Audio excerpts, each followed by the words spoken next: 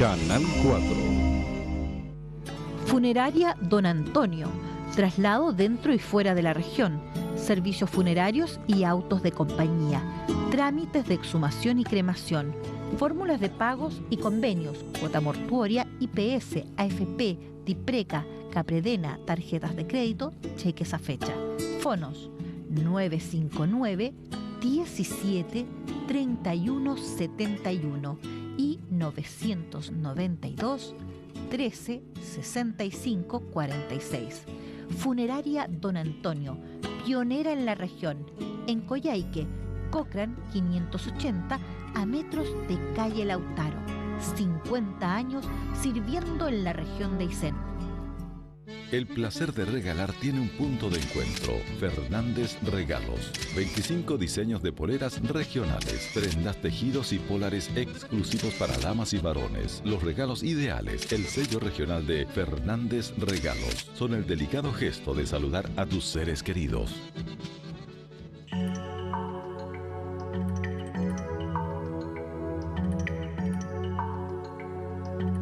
Canal 4. Radio Coyhaique. Canal 4 presentan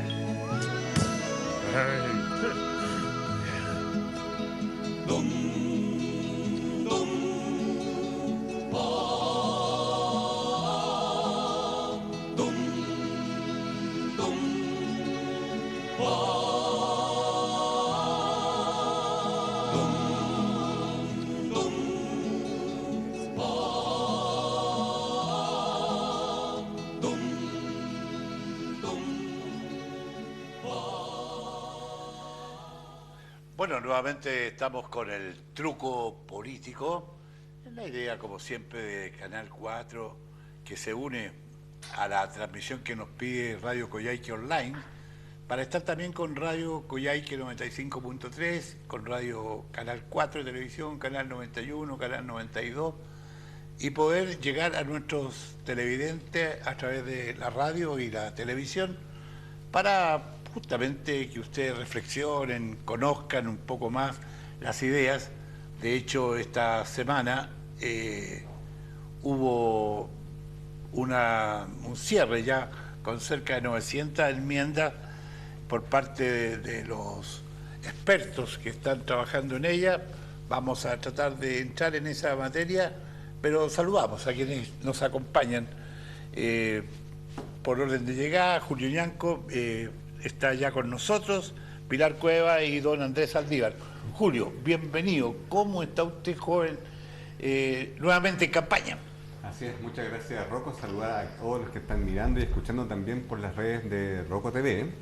Sí, estamos muy contentos de participar nuevamente en este proceso, representando a independientes y también a nuestro partido, que es Revolución Democrática, y aquí disponible para conversar nuestras propuestas y sobre todo también para escuchar cómo lo hemos hecho con la ciudadanía en nuestro recorrido por la región. ¿Alguna noticia que le haya impactado en esta semana?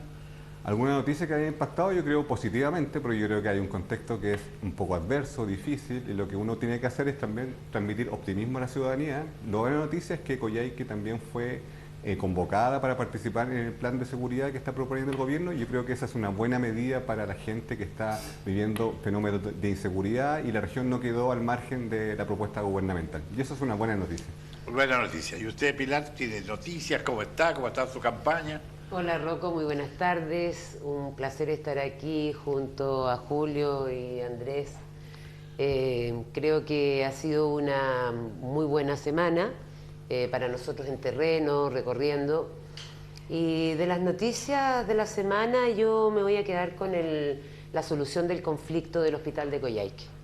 Creo que la salud es un tema muy importante para todos, y que se haya logrado acuerdo para que se retomaran las operaciones en pabellón, creo que es una buena señal.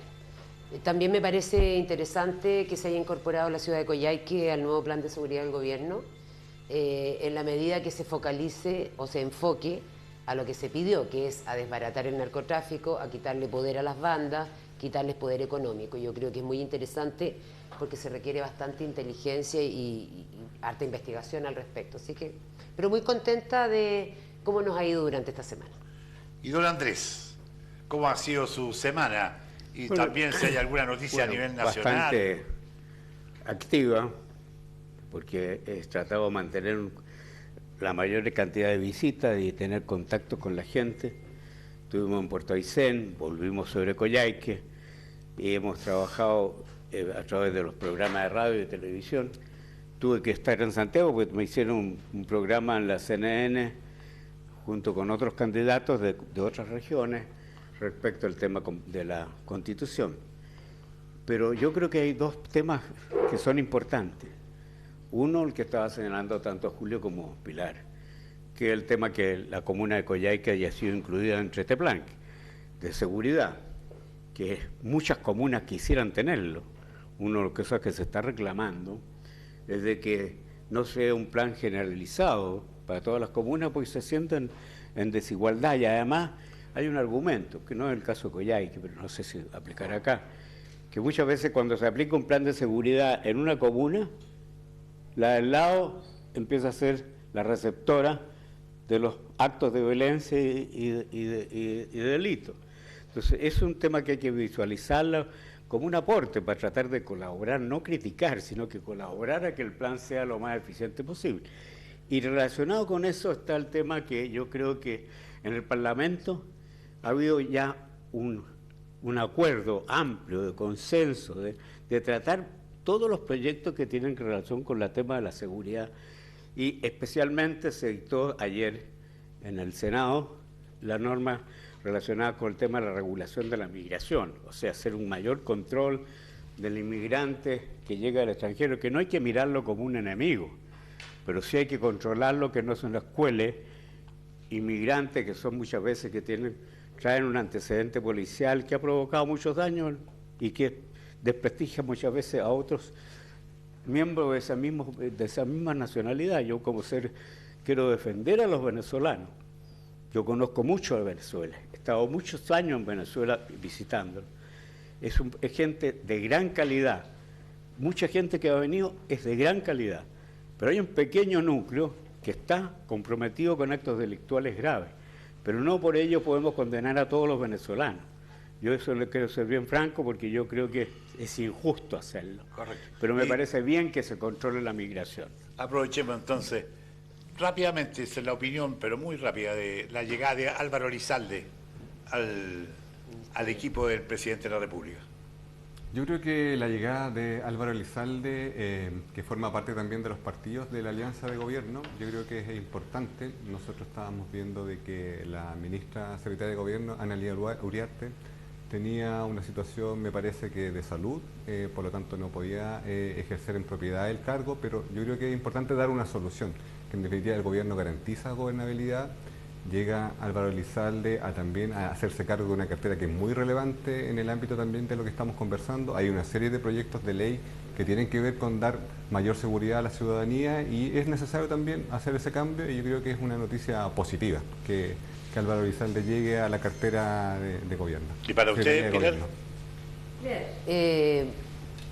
Nunca me gusta mucho que salgan del Parlamento para ir a los ministerios, pero creo que Álvaro Elizalde tiene una trayectoria y sin duda en ese ministerio, en esa cartera que se requiere tanta cercanía con los parlamentarios, diputados, senadores, por la cantidad de proyectos de ley que no se han logrado sacar, un poco abuenar los ambientes, que haya más acuerdos.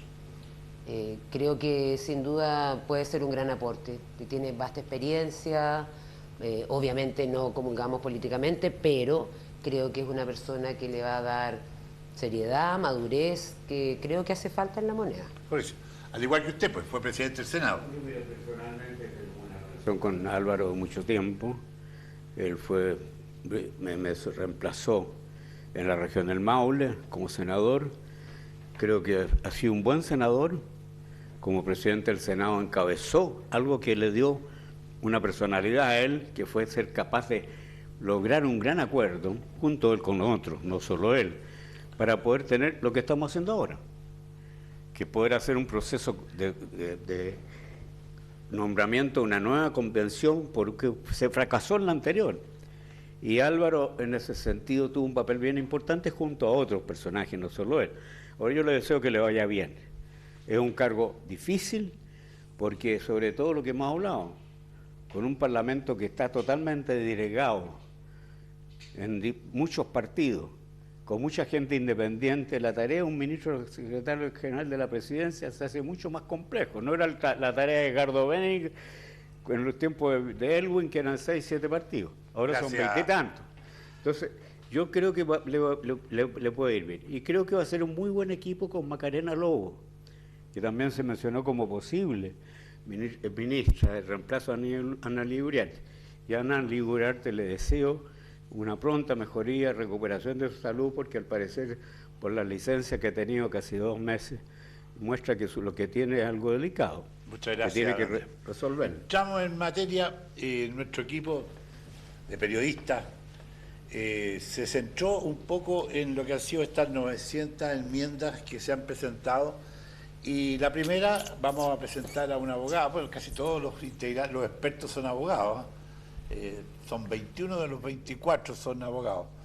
Leslie Sánchez, integrante de la comisión experta, tengo entendido que Leslie es del Partido por la Democracia. Director, la pregunta con respecto a la paridad de género. Respecto a paridad, volvemos a reiterar lo que hemos dicho al inicio. La norma que quedó en el artículo 5.2 de la propuesta inicial no es suficiente para lo que los movimientos feministas y en general las mujeres de Chile venimos planteando incluso antes que existieran estos procesos constitucionales. En Chile hemos hablado fuerte y claro sobre paridad. Y los últimos órganos políticos se han conformado de manera paritaria. Esta comisión experta es paritaria. Por lo tanto, nosotros creemos que esa es la regla general que ya debemos continuar en la República de aquí en adelante y presentamos una enmienda que garantiza una democracia paritaria, igualdad de participación de hombres y mujeres en todos los órganos colegiados de los poderes del Estado. Ahí está Julio. Su opinión con respecto a este tema, porque va a analizarse en la comisión. Sí, nosotros estamos en coincidencia con lo que señala la experta. Nuestro proyecto político, de donde nosotros nacimos como partido y también como alianza de gobierno, plantea la actualización también de las normas cívicas en términos de cómo nosotros nos relacionamos en nuestra sociedad. La mujer tiene una participación importante en los diferentes ámbitos de nuestra vida y por lo tanto tampoco puede quedar ajena a la participación política. Nosotros no la hemos jugado porque una mayor cantidad de mujeres también accede a puestos de elección popular y particularmente nosotros tenemos un logro acá en Coyhaique, tenemos nuestra primera concejala mapuche en la comuna de Coyhaique, Yorka Cheuquian, y también tenemos a la consejera regional más joven que logramos también apoyarla y elegirla a través del Frente Amplio, que es Paula Coña. Por lo tanto ahí queda muestra que es importante también dar ese apoyo en el sentido de que tenemos que generar mayor amplitud, mayor participación y generar las vías y mecanismos que permitan esa representación. Nosotros apostamos a una vía que sea positiva en términos de que permita que la mujer acceda a los puestos de poder, porque claramente nosotros entendemos que está en desventaja, porque en la mayoría de nuestra cultura la mujer tiene que hacerse cargo de las tareas del hogar. Nosotros esperamos que esa tarea también se equipare en términos de lo que comparten las familias. Pero sí hay que reconocer que es necesario generar estos mecanismos. La convención fue la primera y nosotros también en este Consejo Constitucional también vamos a aplicar esta paridad en que el cual tiene que quedar una representación igualitaria entre hombres y mujeres. Y eso es positivo. Gracias. Sobre el mismo tema, paridad de género, Sí. porque pareciera que la paridad fuera para puras mujeres, me imagino que paridad Es tiene para que los ser hombres también, hombres y mujeres. hombres y mujeres. Mira, yo obviamente quiero destacar que la participación de la mujer en política es tremendamente necesaria porque tenemos una mirada distinta. Yo no creo que seamos ni mejores ni peores que los varones, sino que simplemente diferentes, nos complementamos. Esto no es una competencia. Sí me gusta la paridad en los órganos colegiados que son de designación presidencial, que en los ministerios haya paridad en cuanto a hombres y mujeres, Pero tengo un punto con respecto a la paridad de salida en las elecciones. A mí me parece bien la paridad de entrada, o sea, que se garantice por los distintos partidos que haya igualdad de candidatos hombres y mujeres. Pero una vez que se manifiesta la voluntad soberana con la votación popular, me parece que atenta contra la democracia que una persona que tenga menos votos simplemente gane, puede ser hombre o mujer, porque por el tema de la paridad. Yo creo que ahí hay que respetar la voluntad soberana de quien emitió el voto. Y sin ir más lejos, en la elección de la última constituyente, quienes salieron perjudicados con la paridad fueron justamente mujeres. Varias mujeres quedaron sin resultar electas porque había 2 mujeres con la votación y tuvo que pasar un hombre que tenía mucha menos votación y quedaron mujeres afuera. Entonces, ojo, esto de la paridad no siempre significa la representación de la mujer en política. Entonces, a mí me gustaría darle una vuelta en algún minuto en que se respete la paridad de entrada, se respete la paridad de los órganos colegiados que son de designación del presidente de la República, directorios, en fin, ministerios, pero tengo mis aprensiones serias con la paridad de salida. Correcto. Don Andrés. Bueno, mira, primera cosa, yo creo que este es un tema cultural, cambio cultural importante. Porque no nos olvidemos que la mujer tuvo derecho a voto el año 45. Antes no tenía derecho a voto, lo cual era un absurdo. Doña María era... Bueno, ha habido el mundo y Chile han ido variando, modificando a esto que se llama, ¿no es cierto?, la paridad. Pero la paridad, muy bien lo dice Pilar, no es solo porque sean mujeres, sino que también por los hombres. Es decir, aquí tiene que haber paridad de hombre y mujer. Como dijo la Pilar, en la última elección de convencionales fueron los hombres beneficiados con la paridad. O sea, que para que las mujeres que nos están escuchando no crean que al revés. Muchas veces es porque las mujeres lograron mejor resultado. Yo tengo una experiencia con la presidenta Bachelet, cuando a mí me nombró ministro del Interior en su gobierno, en su primer gobierno, la primera instrucción que me dio, mire, hay que hacer un gobierno paritario.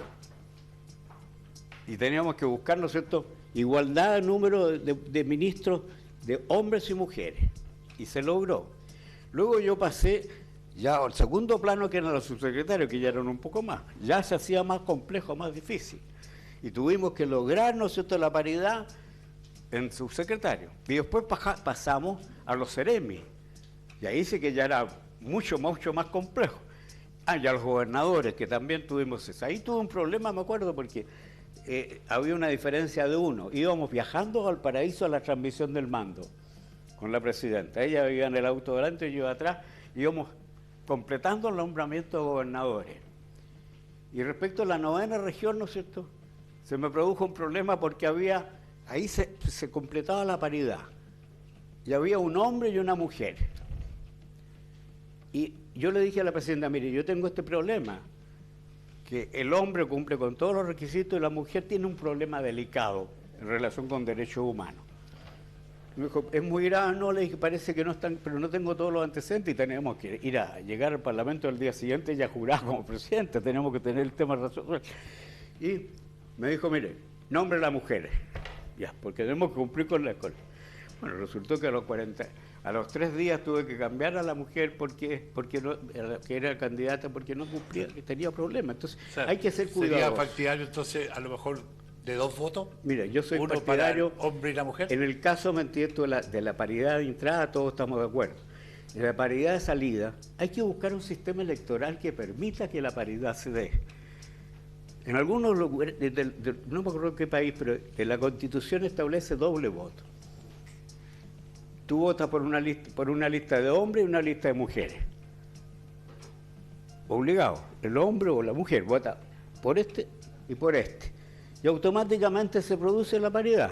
Correcto. Hay que buscar un mecanismo electoral que no produzca el efecto que dice Pilar. Ahí van a tener que ver ustedes cuando se toque este tema. Ahora vamos con Antonia Rivas, integrante también de la Comisión de Expertas, con respecto al tema político y al 5%, y partimos con Pilar. Vamos con la nota, director. Nosotros estamos presentando una enmienda del sistema electoral, que fueron temas que no llegamos a acuerdo en la Comisión 1. Estamos presentando un sistema de listas cerradas que acompaña al umbral del 5%, y establecemos también o sea, un formato, un sistema que conversa de listas cerradas, que quiere decir que las personas votan por una lista y no por un candidato en particular. Y acá yo creo que es importante que, si bien es un cambio en la forma electoral, permite este sistema de fortalecimiento del Congreso Nacional y de los partidos políticos, acompañando las normas de antidiscolaje, acompañando las normas del umbral, normas de fortalecimiento interno de las democracias al interior de los partidos políticos. Entonces se trata de alguna manera, continuar la senda que ya habíamos presentado en las enmiendas en conjunto en la Comisión 1. Pilar. Voy a tratar de desenredar lo que escuché, porque estaba medio complicado. Porque la derecha no está de acuerdo con ese sistema. No, mira, lo que pasa es que yo creo que tiene que haber un cierto porcentaje de representación que mantener, ¿ya? No sé si será el 5, el 6, el 7, en fin.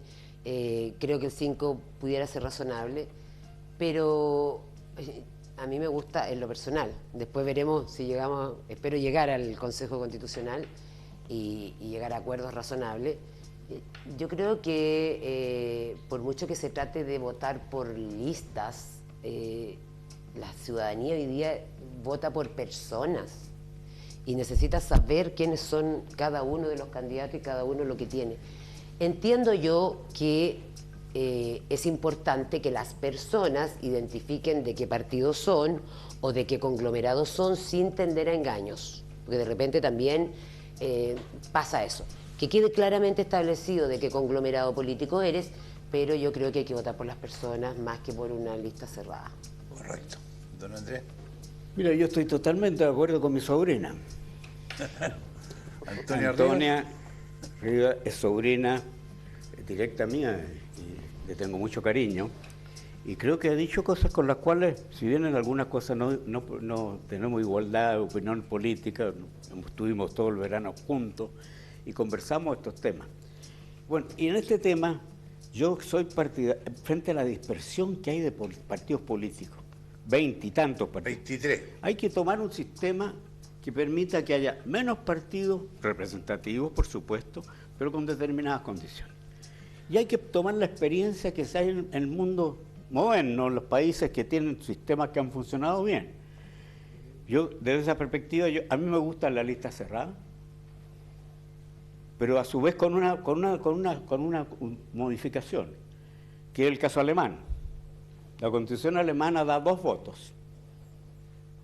La persona vota por una lista cerrada por un partido y vota por un candidato independiente de cualquier partido, en cualquier parte, como segundo voto. Y eso entonces te da la posibilidad de hacer algo que es fundamental para el buen funcionamiento de la democracia, que es que tener partidos políticos sólidos, muy representativos y que sean de tal número que permitan realmente gobernar. Hoy día el presidente Boric, su gran problema que tiene es que tiene que entenderse con 20 partidos y muchas veces no se entienden ni se puede llegar a entenderse con sus propios partidos. Se le escapan los candidatos y los diputados y votan por un sentido distinto a su propio gobierno. Eso hace que el país tenga mal gobierno. Entonces, el tema este es fundamental. Lo otro, para que también haya más regulación en cuanto a los partidos, hay que asumir un porcentaje. En Europa hay países que exigen el 3% y hasta el 5%. Entonces hay que buscar una cantidad que sea razonable, a lo mejor como primer paso. Tercer tema, que aquí en Chile funcionó hasta el año 73, desde el año 58, funcionó lo que se llamó la ley Rogers, que impedía el pacto entre los partidos. Esto se dejó de aplicar el 73, cuando en el gobierno del presidente Allende se formó la Unidad Popular. Y el Tribunal Constitucional dijo que eso bastaba para ser considerado un solo partido. Y un poco vulnerar la ley, bueno, una interpretación. Y eso obligó, ¿no es cierto?, a hacer 2 coaliciones. Entonces, ahí yo volvería a que no tuvieran pacto. ¿Por qué? Porque eso permite más participación, más competencia, más representación dentro de los propios partidos. Por lo tanto, yo soy partidario de mi sobrina, a pesar de que podamos tener algunas diferencias con ella. Julio. Sí, yo digo, hay que hacer el ejercicio de recordar por qué estamos acá, por qué estamos queriendo cambiar una constitución. Yo creo que estamos en una crisis política que deriva también de que teníamos un sistema que era binominal, que no garantizaba la representación, luego pasamos a otro sistema que permitió el florecimiento de otras corrientes políticas, que también es necesario, que una democracia crece en la medida que incorpora también la diversidad de opinión, y estamos en esta situación que claramente se enfrenta a cualquier gobierno en que puede llegar por mayoría a la presidencia, pero no tiene un parlamento que es de mayoría. Entonces también yo creo que la ciudadanía lo que tiene que entender es que cómo ejerce su derecho a votación, cómo se siente representado en el sistema político. Yo creo que también los partidos se tienen que hacer cargo de su propia responsabilidad de la crisis política, en el sentido cuando se apoya a una persona que resulta ser elegida parlamentaria y después renuncia y se mantiene en el escaño. Por lo tanto, también esos mecanismos de control que garanticen como la idoneidad y también la honestidad en términos de que si yo me presento por un partido, luego ejerzo el cargo, renuncio, me mantengo en el escaño, genera un caudillismo. Yo creo que también ese tipo de situaciones hay que tener un mayor control, y nosotros estamos de acuerdo con que exista una forma que permita también garantizar gobernabilidad en términos de que los porcentajes que lleguen al Parlamento también permitan garantizar los acuerdos, ¿ya? Se habla en el proyecto constitucional de un 5% de las fuerzas políticas que deban tener en la elección para poder integrar el Parlamento. Nosotros creemos que sí es coherente, asumiendo también la responsabilidad que nos implicaría a nosotros como partidos políticos más pequeños, pero sí creemos que es necesario revisar el sistema, y también hay otra medida que se propone, que la persona que sale elegida por un partido y luego está en el escaño, renuncia al partido, pierde el escaño. Yo creo que también es coherente con hacer más sustentable el sistema y que dé coherencia. Fíjate, Julio, démosle una vuelta a este tema, porque hay 23 partidos y normalmente los partidos se forman con 100 personas, y no sería conveniente a lo mejor que se presente un partido y si saca más del 3 o 4 o 5%, claro, que se marque como partido, porque... Claro, lo que se está marcando ahora es que no se atenta contra la diversidad de opinión que puede existir en el país, pero ahora cómo esos partidos políticos llegan a través de una representación política al Parlamento es la vía que es distinta, y que se quiere un poco llegar a un consenso para que garantice también gobernabilidad. Yo creo que es importante que también exista un propio autocontrol de los partidos, que se fomente la democracia. Nosotros sabemos que muchas veces los partidos son autónomos y cómo se regulan al interior. Pero ¿qué pasa cuando no existen elecciones donde se convoque a los militantes?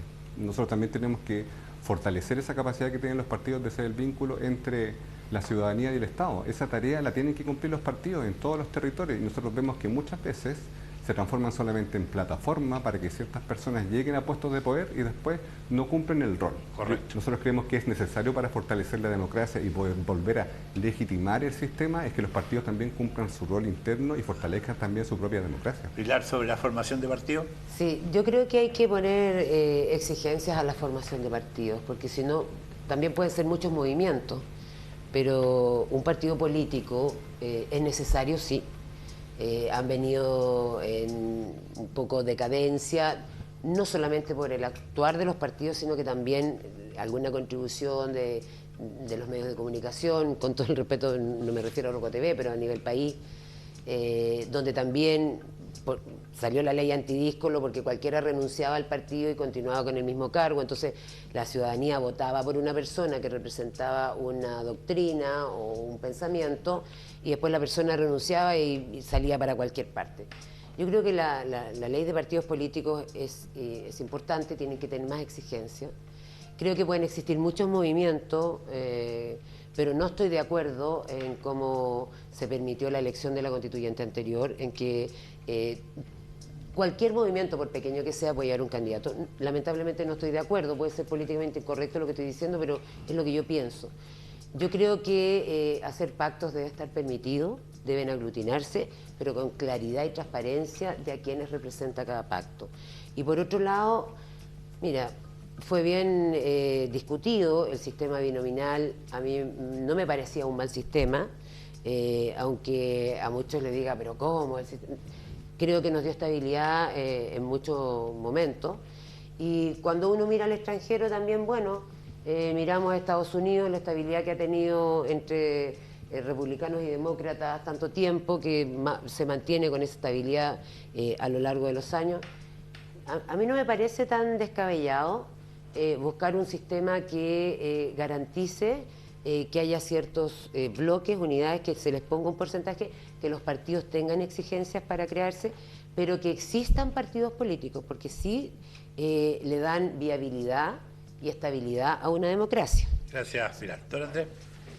No, mire, yo personalmente parto sobre la base, metí esto primero lo que se decía sobre la lista única o no lista única. Yo soy partidario de la lista única porque, si bien lo forma el partido, tiene una experiencia en el mundo. Si tú vas a Europa, donde los países del continente que han tenido los sistemas políticos más estables desde la mitad del siglo pasado hasta ahora, llevan 100 años, o 70 y tantos años, y el sistema de lista única se aplica. El partido forma una lista única exigiendo primaria para conformar esa lista. Y esa lista, ¿no es cierto?, es que representa al partido. Por eso es que el sistema alemán lo complementa con el segundo voto, que te permite meter tú la obligación de que la lista única. Bueno, y eso permite más estabilidad. El segundo término, yo creo que tú lo señalaste del tema de cómo se forma un partido. Aquí en Chile se pesa 100 personas firman un documento ante el notario y se inicia la formación. Ya se cree que el partido existe. Cada uno de los parlamentarios que se ha salido del Parlamento en este último tiempo ha ido a formar un partido.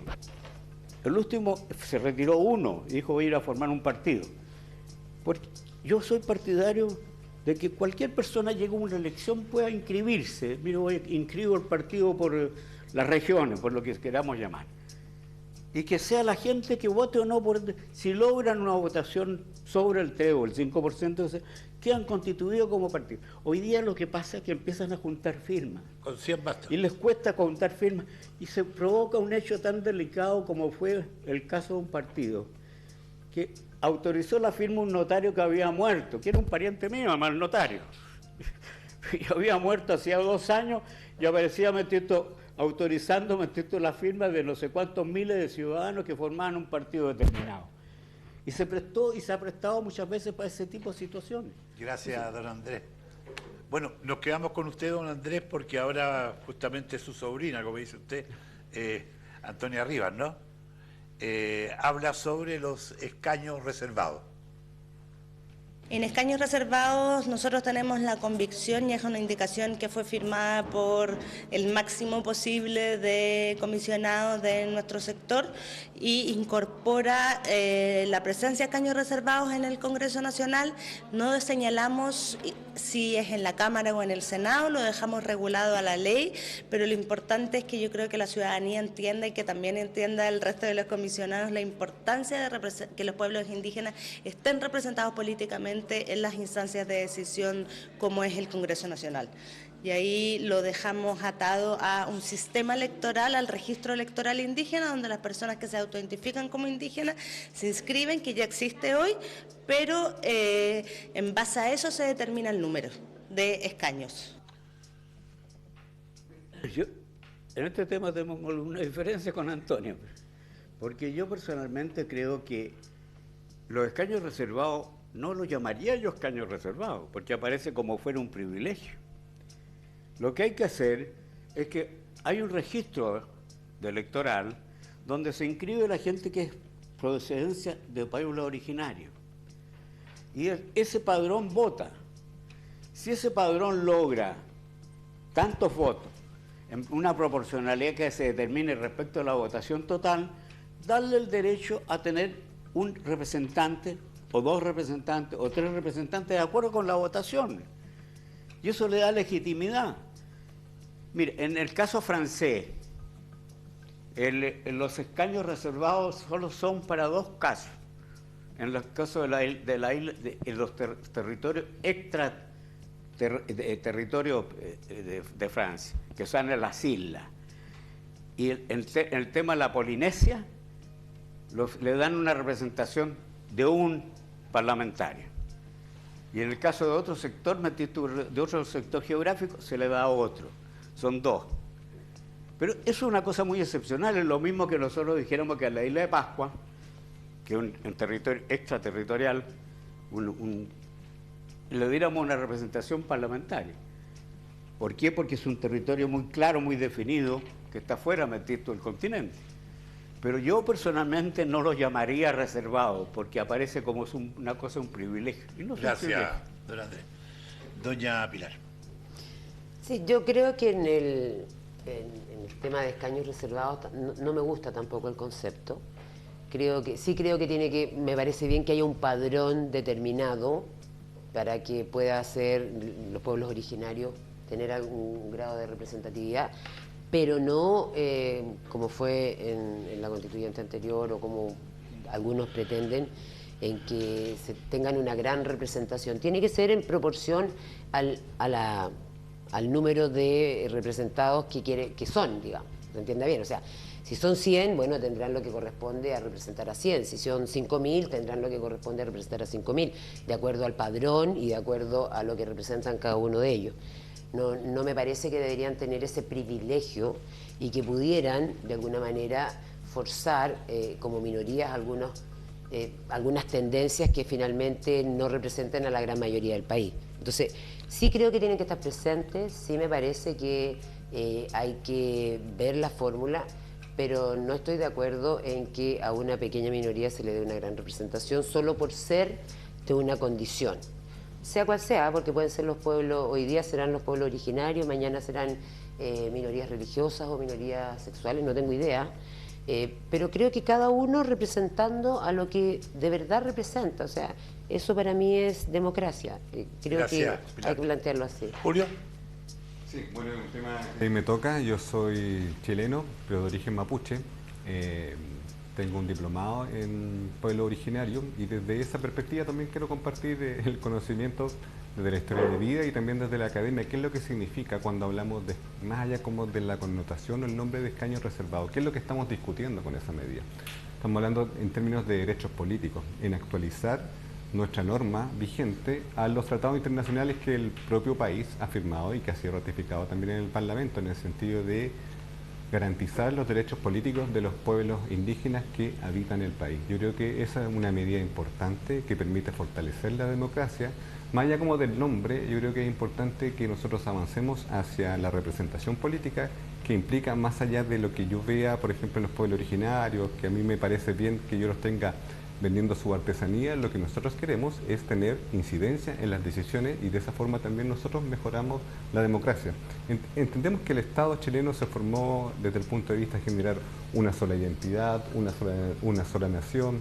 La asimilación fue el concepto que se utilizó en la historia de Chile y vemos que no da buen resultado por la historia que estamos viviendo también en términos de conflicto. Nosotros creemos que fortalecemos la democracia, resolvemos nuestros problemas en la medida que nosotros también garantizamos la participación política de los distintos sectores. Un país crece o una democracia crece en la medida que reconoce también su propia diversidad. Otros países, otras democracias modernas lo han hecho, Estados Unidos, Canadá, Australia, y nosotros esperamos avanzar hacia esas democracias que son modernas también. Muchas gracias, Julio. Lo que vamos con usted. Quiero decir sí, por algo. favor. Sí, lo que pasa es que no me gusta cuando se deslizan algunos conceptos, Julio, de que como que nos quedamos tranquilos porque tenemos a los pueblos originarios vendiendo sus artesanías y con eso estamos contentos. No, por favor. Eso es una falta de respeto. O sea, se han dado muestras de querer avanzar en la integración y de incorporar a lo largo de todos los gobiernos y el conflicto, yo creo que también hoy día no solo es por una demanda del pueblo originario, del pueblo mapuche, o de los pueblos, sí, porque son varios, pero si volvemos a mirar donde fue rechazada mayoritariamente el proyecto de constitución anterior, fue justamente en la Araucanía. Y hoy día los conflictos en la Araucanía superan por lejos a un conflicto de etnias o de historia, sino que están vinculados al narcotráfico, al terrorismo y a otras cosas bastante más complejas que incluso este gobierno ha tenido que pasar por todas sus historias o decisiones anteriores y ha tenido que instalar el estado de excepción con los militares porque no hay cómo controlarlo. Entonces, creo que hay que diferenciar muy bien el tipo de conflictos, por qué se produce y el respeto que todos sentimos por nuestros pueblos originarios. Gracias. No, mira, Sí, agregar por nada favor, más que yo te- mira, así el truco. bien Hay claro. que retruquear. Sí, bien claro. Todos creo y nadie discute la necesidad de respetar la cultura, lo que es la moda, el modo de vida, etcétera, de los pueblos originarios. Porque efectivamente, Chile está compuesto, además de los pueblos originarios, por gente que viene de otras descendencias.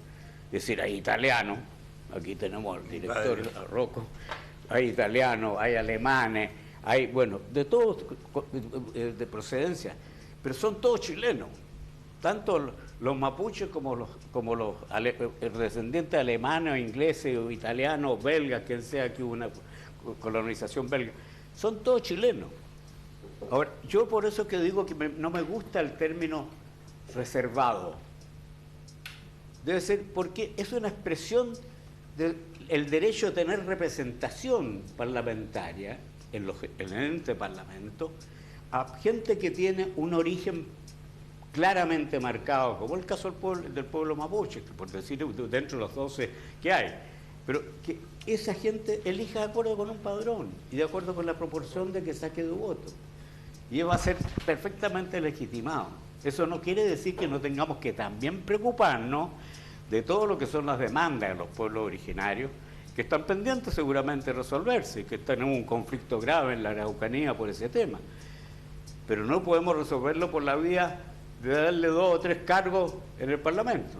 No quiero retruco, como dice el juego. Como Julio Ñanco, sí. Antilef. Así es, quiero retruco. Yo creo que es importante también reconocer que hay consenso en los partidos políticos que representan también los candidatos que están acá, en que hay una situación que está pendiente, que ninguna constitución ha reconocido la existencia de los pueblos originarios, y que es bueno también que en las 12 bases que fueron acordadas en el Parlamento, por las cuales también nosotros estamos acá, se mantiene como una exigencia. Yo espero que también nosotros avancemos a que eso se transforme en derechos políticos, que es lo que se espera desde la perspectiva de los pueblos originarios.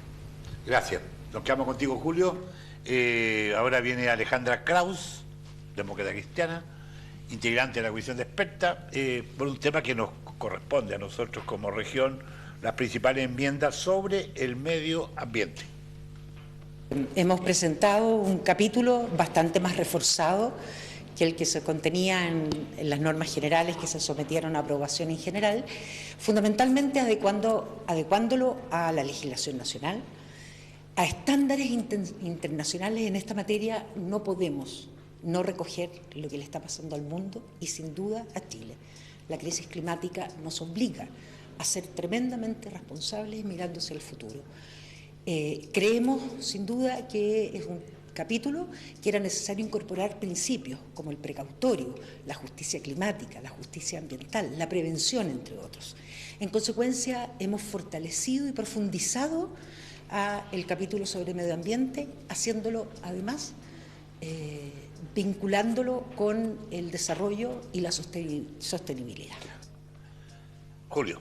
Ahí lo están atendiendo. Sí, muchas gracias, Melanie Yorca. Es importante que en el tránsito de lo que significa también este proceso constituyente, este nuevo capítulo del proceso constituyente que partió ya a través del trabajo de la Comisión de Expertos, se estaba quedando pendiente un punto cuando se generó el itemizado, el índice de esta propuesta, un capítulo relacionado con medio ambiente. Y gracias al trabajo también de los propios comisionados, se logró incorporar, y eso es importante y es relevante. No podemos pensar que una constitución del siglo XXI no considere el medio ambiente como un aspecto relevante para la convivencia del país, y sobre todo porque también se relaciona en cómo nosotros desarrollamos también nuestro sistema económico, en términos de garantizar también la sostenibilidad hacia el futuro. Nosotros podemos preocuparnos de lo que pasa actualmente, de cómo también desarrollamos una economía que permita generar trabajo, pero no podemos olvidarnos también de que estamos viviendo una situación de crisis climática,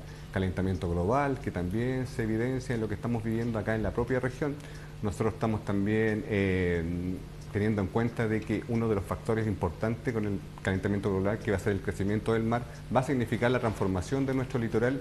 Recuerda que nuestra región es la tercera más grande del país, que tiene la mayor cantidad de litoral también. Entonces es importante que en la Constitución se refleje medidas que signifiquen también garantizar el cuidado del medio ambiente con el adecuado también desarrollo económico, sobre todo también en la región, considerando la cantidad de áreas silvestres protegidas con las cuales tenemos. Yo creo que es fundamental considerar un capítulo que tenga que ver con aquello, y es importante que ya en el texto constituyente lo consideren. Pilar, ¿hay alguna enmienda sobre esta materia? Sí, a ver, esto también tiene un trasfondo. Todos los temas, aun cuando hay un borde, un marco, tienen discusiones profundas de las visiones que puede tener del país que queremos y del cómo lo queremos. Dicho esto, estoy de acuerdo en lo que se establece en las bases en cuanto a que debemos promover un desarrollo sostenible, sustentable, son palabras distintas, sustentable es la que a mí me acomoda, sé que es complejo, pero me acomoda mucho más porque es en el tiempo. Pero también tenemos que tener la claridad de que debemos, junto con eso, promover la actividad económica, porque el país tiene que producir y tiene que haber trabajo y tiene que haber reglas claras para que haya inversión y para que haya desarrollo. Por lo tanto, creo que más allá de que la Constitución mencione, sí creo en lo personal que el proceso de evaluación ambiental de los proyectos es un proceso que ha ido evolucionando en el tiempo, pero en lo personal pienso que aún le faltan ciertas reglas más bien claras para que tanto el que genera desarrollo, y no estamos hablando de grandes conglomerados ni grandes empresas, sino que empresas de medio tamaño, todos, pero que sepan cuáles son las reglas a las cuales debe, estamos en vivo, cuáles son las reglas a las que debe atenerse. ¿La Constitución debe consagrar un desarrollo y un cuidado del medio ambiente? Sí. Creo que ahondar y profundizar en el cómo estarán el resto del ordenamiento jurídico para profundizar y dar ciertas certezas también para el desarrollo económico sustentable y sostenible. Gracias, don Andrés. Mire, yo creo que en el país y en el mundo, especialmente en Chile, refiriéndonos a nuestro caso, ha habido un proceso de desarrollo cada vez más creciente en el cuidado del medio ambiente. Creo que además ese es un tema más bien también propio, no solo de una constitución que puede estar en la letra, sino que está en la educación de la gente. Yo veo hoy día mucho más preocupado el medio ambiente un niño de 8, 10 años o 15 años que antiguamente, que no se respetaban las normas del medio ambiente. Yo mismo me acuso, creo que ese caso te lo he contado aquí en este programa, me acuso estando yo en Estados Unidos, becado. Un día salimos con unos compañeros, me titularon un paseo en automóvil y íbamos con unos envases tomando Coca-Cola y yo, eso era el año 56, bueno, abrí el vidrio después que me había tomado el tarro y lo tiré por la ventana. Y al poco rato apareció un policía en moto, nos paró. ¿Quién tiró el tarro abajo? Yo le bájese, señor. Me hicieron caminar 2 kilómetros a recoger el tarro. Nunca más en mi vida se me ha olvidado que es un tema que hay que cuidar el medio ambiente, incluso en las cosas de ese tipo. Bueno, ¿dónde voy yo? Esto es un tema cultural y de educación. Segundo, tiene que estar en la Constitución la normativa, marco, con el cual en la cual es un desarrollo, el cuidado del medio ambiente con un desarrollo sustentable. No puedes destruir tú la naturaleza solamente por destruirla porque vas a lograr con eso un efecto positivo de tipo económico, sino que tiene que ser compatible. Una cosa que sea compatible. Aquí en esta región estamos con un problema grave con el tema. Al principio, me acuerdo la primera vez que vine a Aysén, yo el año 67, me impresionó el cementerio de los árboles quemados. Entre Balmaceda y Coyhaique, era un espectáculo, uno le llamaba la atención. Hoy día no hay eso. ¿Por qué? Porque los ganaderos en ese tiempo habían optado por la ganadería y querían las praderas. Bueno, hoy día se está la leña. Un día se acabaron los rastrojos de leña que quedaron del tiempo pasado y tenemos que buscar una solución porque no podemos ocupar la leña porque estamos atentando contra algo que es fundamental, que es el bosque, ¿no es cierto?, nativo, que hay que preservarlo, no explotarlo indebidamente. Entonces, este tema, la Constitución lo que tiene que dar es una normativa. Y yo reconozco que en el proyecto de Constitución anterior, que fracasó, había normas bastante positivas que hay que tratar de recogerlas sobre el tema medio ambiente. Correcto, gracias. Pilar, vamos a tener ahora a Teodoro Rivera, también integrante de la Comisión de Expertos, creo que es de Renovación Nacional. Exministro, ¿no? Por el tema en materia de salud. En materia de salud, nosotros creemos que tenemos que ser capaces de llegar a un acuerdo para conciliar, por una parte, la existencia de un sistema al cual la gente pueda postular y puede, por tanto, elegir. Y luego queremos que también la gente no solamente elija el sistema de salud, sino que también pueda elegir el médico y el lugar donde se atiende.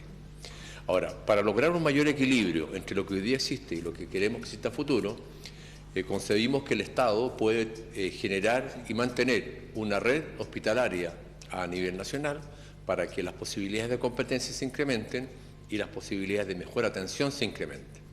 Y no solamente nos interesa el tema de la salud, nos interesa lo que pasa después de la salud, los medicamentos, los elementos que se necesitan para que una persona se reponga. Creemos que esos elementos también deberían ser parte del programa de salud y ser gratis para personas de escasos recursos. Pilar.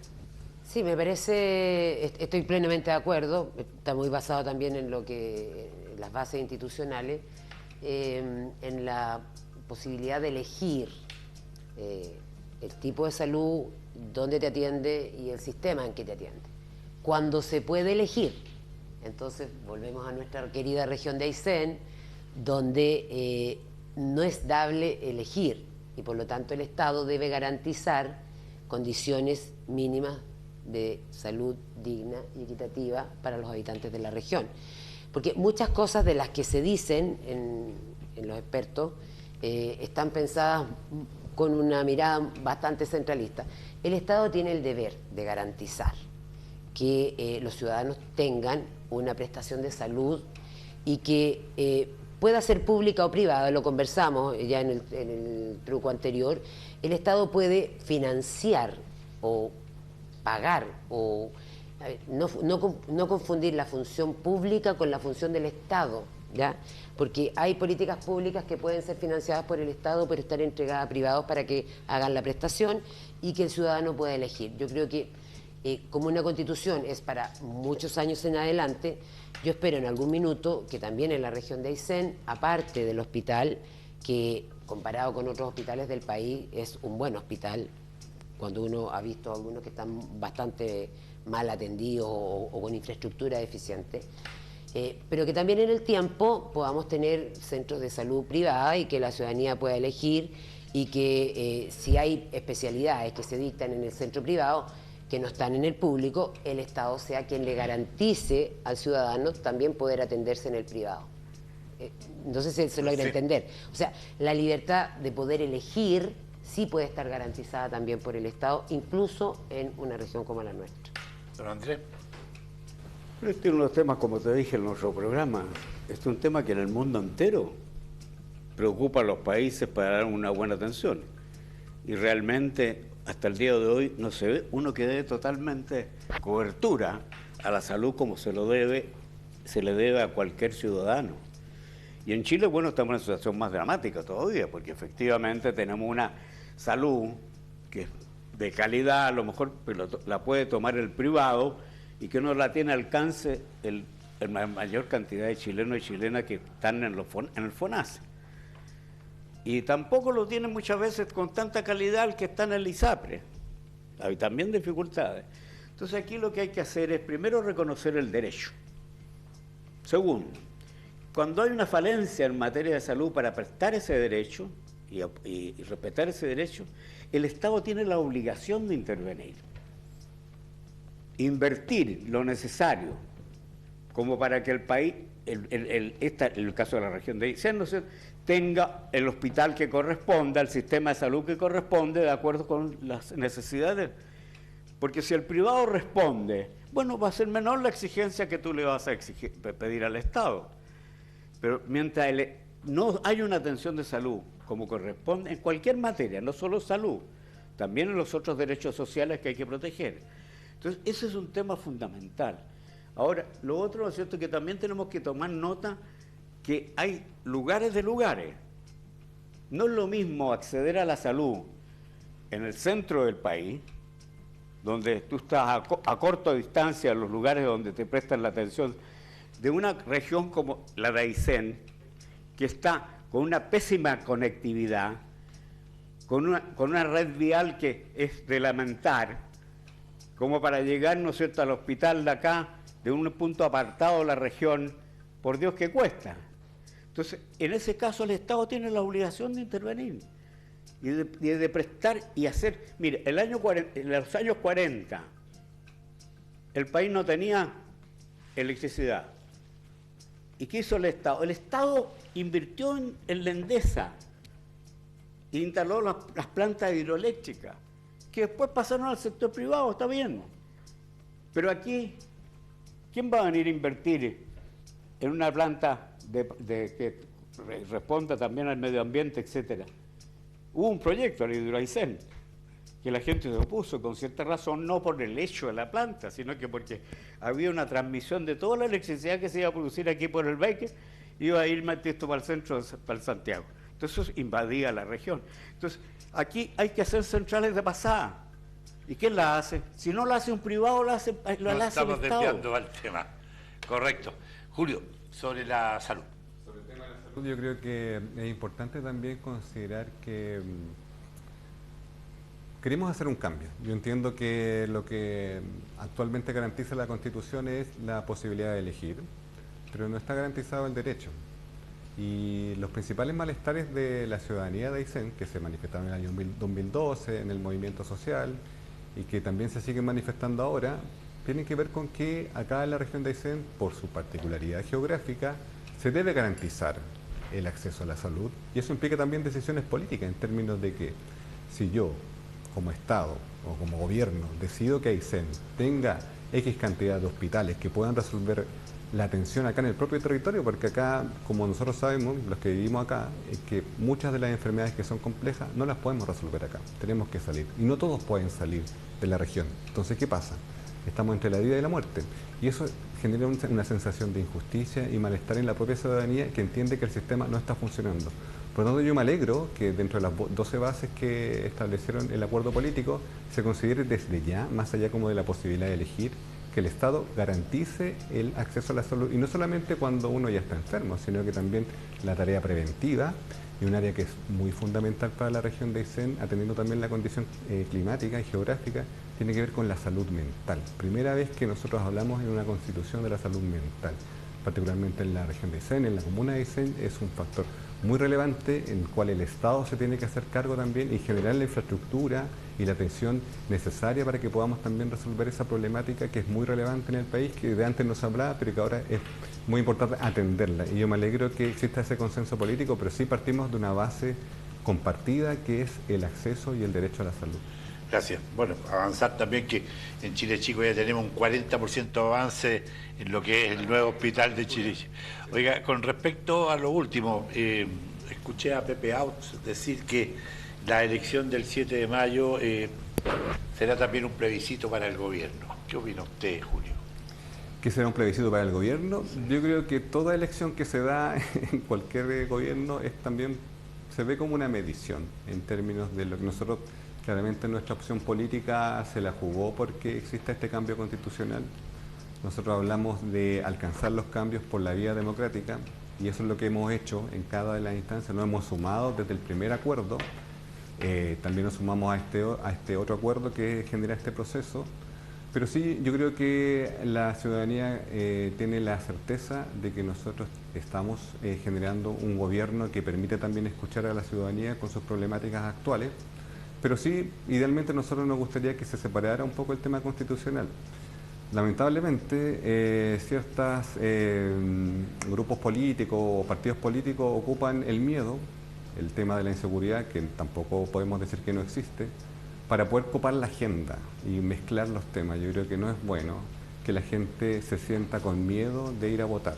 He entendido que, por un lado, el gobierno tiene que ejercer las medidas para garantizar la seguridad, pero por lo otro, nosotros nos estamos jugando porque exista un nuevo acuerdo político que permita garantizar también la paz social hacia el futuro, no solamente en el contexto actual, sino que en 30 o 40 años más.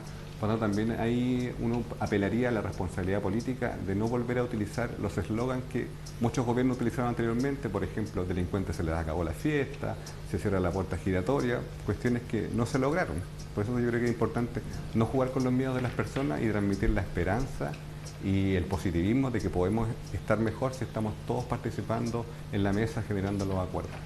Pilar, ¿será un plebiscito? Yo creo que sí. Y así como lo fue el de plebiscito de salida apruebo rechazo, fue un golpe tremendo al gobierno. porque no se esperaba que fuera así. El gobierno se la jugó por entero por el proyecto anterior y lamentablemente ese proyecto se escribió mal, se escribió con mucho odio, con mucho resentimiento, y yo creo que la ciudadanía no quiere eso, no por una campaña del terror, ni por jugar con los miedos. Yo creo que los chilenos y los aiceninos, que votaron un 64% rechazo, merecen todo nuestro respeto. Leyeron la Constitución. Yo creo que nunca se había leído tanto la Constitución. Se hicieron debates, se analizó en profundidad, y quienes votamos rechazo no fue por miedo, fue porque de verdad se nos estaban pasando a llevar derechos y libertades históricos que no estamos dispuestos a transar, que no estamos dispuestos a perder. Entonces, hay que tener cuidado con eso. Creo que este nuevo proceso constitucional, el gobierno, el presidente, lo han tomado con mucha distancia, no se han involucrado, porque saben que pueden tener otra derrota compleja. Pero está poco informado, ¿sí? O sea, el proceso está poco informado, claro. Si nos ha tocado a los candidatos informarles a la ciudadanía, porque la verdad que se ha informado bastante poco. Pero sí quiero decir que no es lo mismo, para aclararlo bien, la inseguridad con los miedos. O sea, que hay hoy día inseguridad en la ciudadanía por los temas de falta de claridad y de seguridad ciudadana, la hay, es una realidad. Y segundo, con todo el respeto del planeta, Julio, creo que cuando un gobierno tiene una impronta clara y declara se les acabó la fiesta y se acabó la puerta giratoria, es porque se hicieron todos los esfuerzos para que así fuera. Y bajaron los delitos reconocidos por las mismas policías, bajaron desde que asumió el presidente Piñera en el 2010, porque fue cuando a mí me tocó asumir y lo conversábamos con general de Carabineros y quienes estaban en ese momento, que ese solo hecho hizo bajar bastante la delincuencia, porque quedaron así como, ¿qué pasa ahora?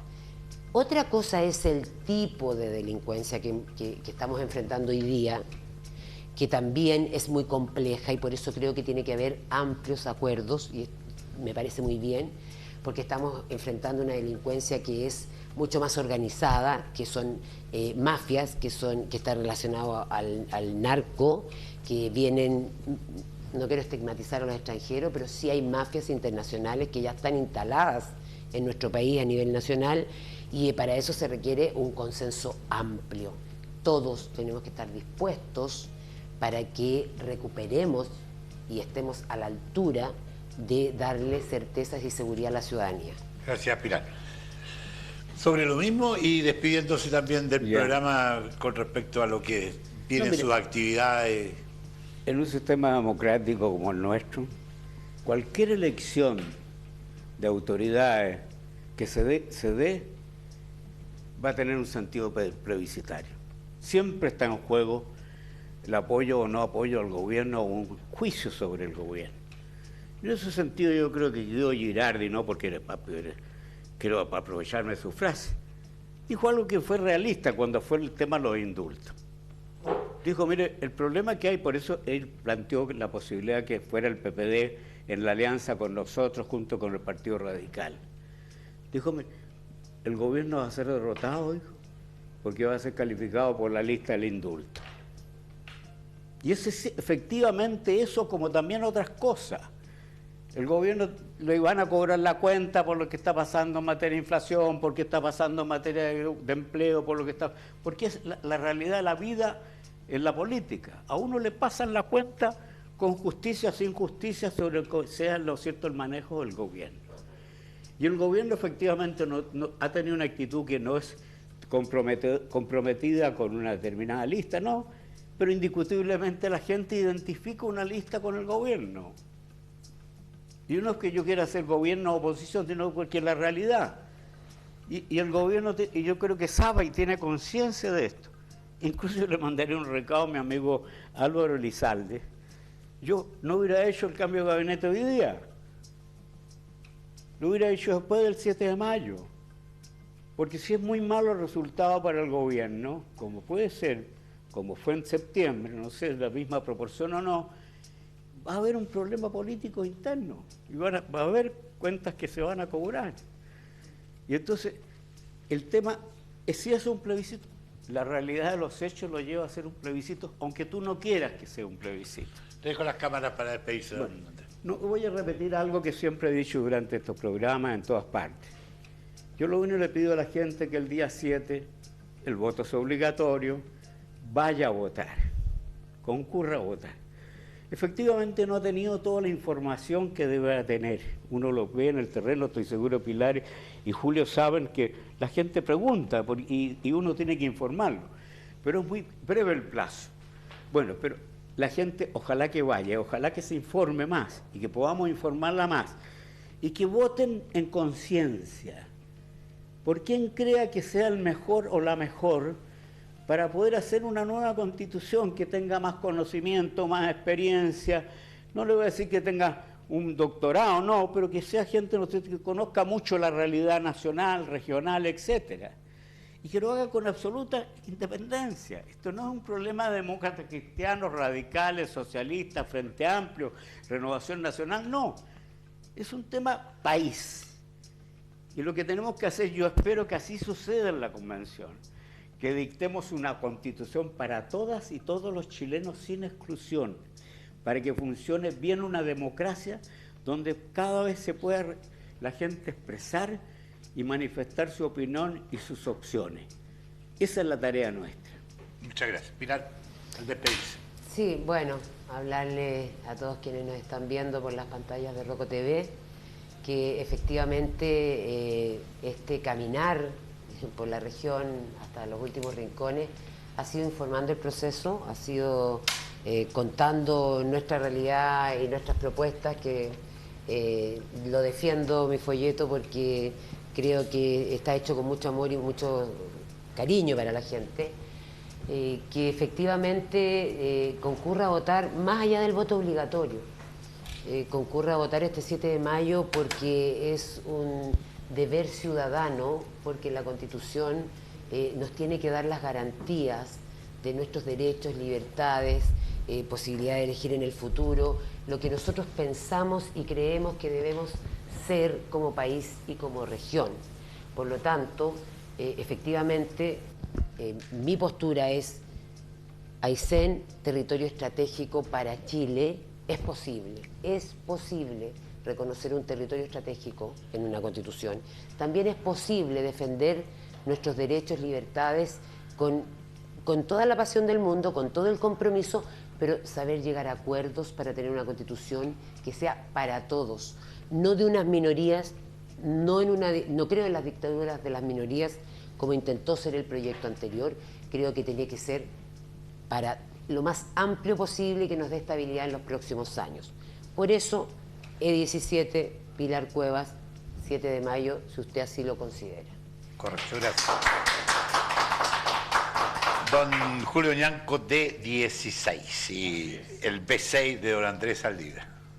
Sí, bueno, yo quiero agradecer a la gente de Aysén que nos ha recibido nuevamente con cariño en esta tarea que estamos emprendiendo.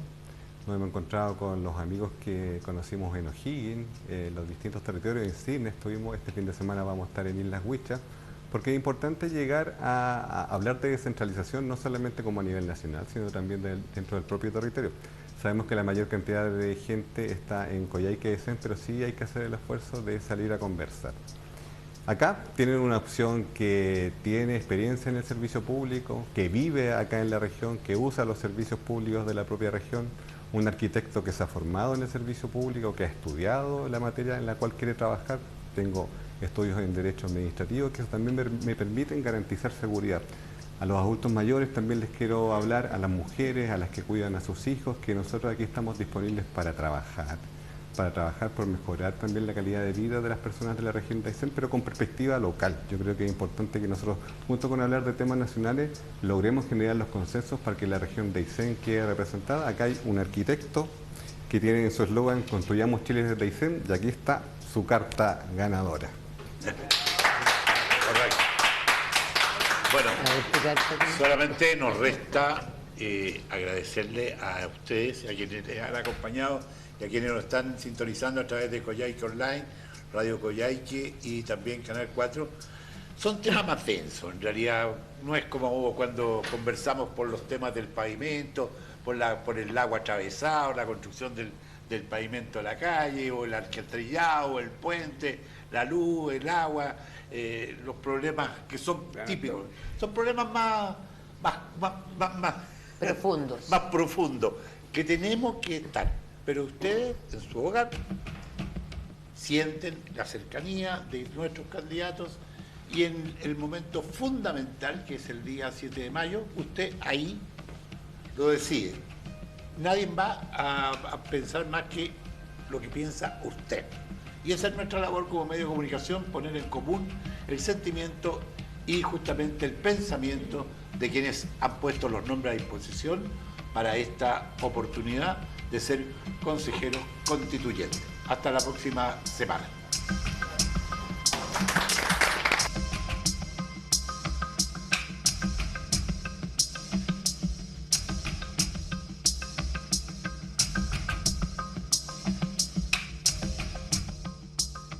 Radio Coyhaique, Canal 4 presentaron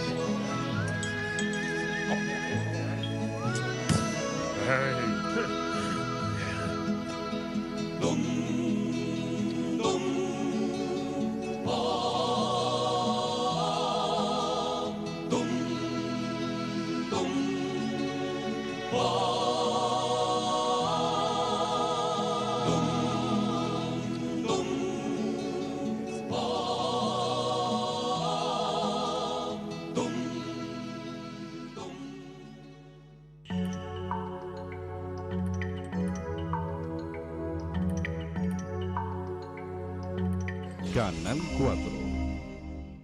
¿Perdió las llaves de su vehículo, negocio o de su casa?